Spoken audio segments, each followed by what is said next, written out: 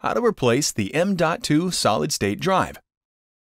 Before you begin, remove the base cover, I/O frame, bottom shielding, and wireless LAN module.